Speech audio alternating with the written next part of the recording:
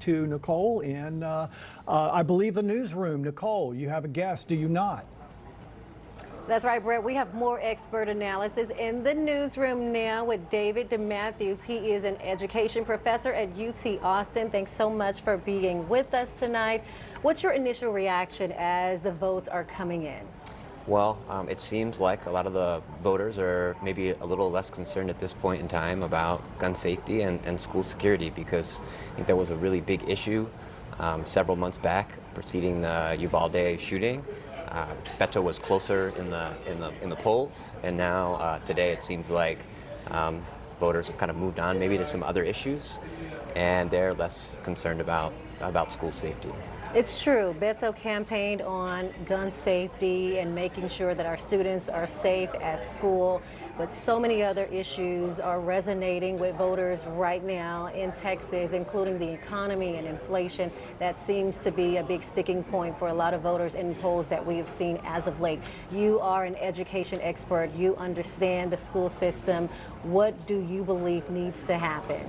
Well, I really hope, regardless of who's elected tonight, that there's increased attention in ensuring that schools are safe, and some of that starts with mental health. So Texas still has a pretty significant shortage with teachers, but also with school counselors, and I think that's something whoever's elected tonight, they can work on that issue. That's a problem that we can solve if we're really committed as a state to doing that. The one thing I'm a little concerned about is there's some other education issues that I think are big distractions that are actually going to take money away from public schools. Okay. And so we've heard the governor, we've heard other state policymakers talk about vouchers, and vouchers potentially they take money out of schools, they don't help students achieve at higher levels, and right now we really need to focus on investing in schools, investing in mental health. I think those are things that hopefully we see happen in the upcoming legislative session, and that, again, regardless of who is governor, that those are key priorities. And what is the detriment if that does not happen? I hate to say, this wasn't the first school shooting in Texas. There's been a number of mass shootings in recent years. So I mean, I think every Texan should be concerned that schools are still not going to be safe, and students' mental health needs are still not being met.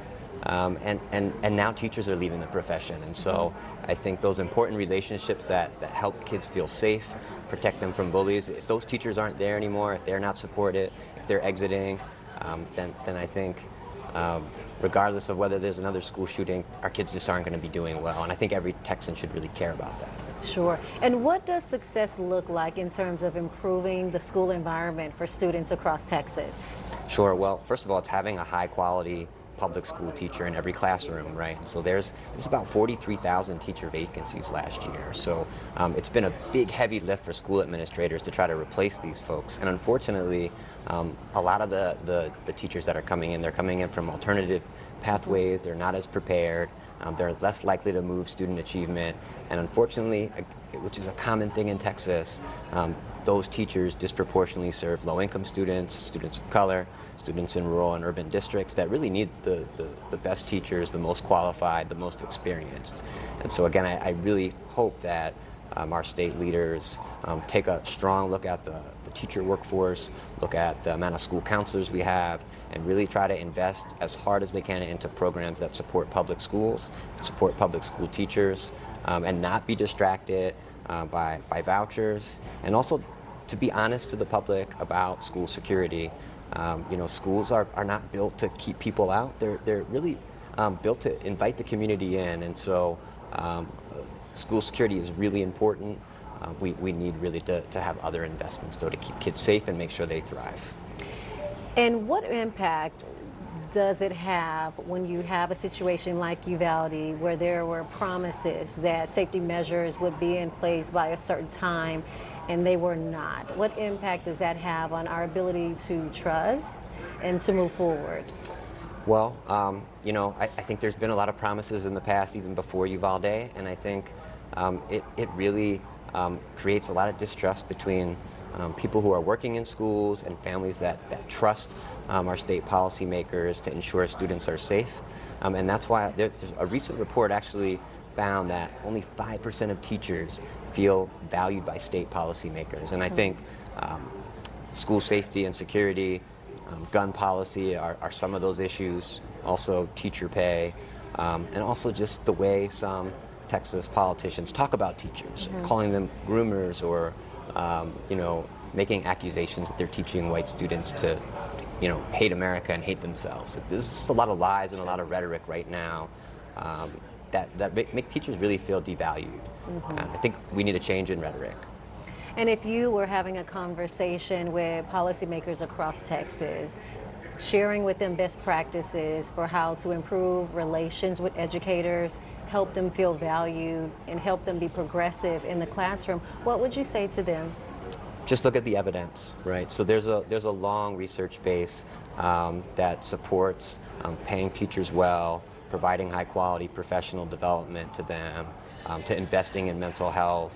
And there's also a large research base that says investing in choice programs and vouchers don't make improvements in student achievement outcomes. And so let's do what the evidence says to do, and let's kind of put away our ideological beliefs and political rhetoric, because really everybody in Texas should want the same thing. They should want public schools to thrive. They should want our children to be safe, to be well educated, to be nurtured, and that's really possible in Texas. We have the resources to do it.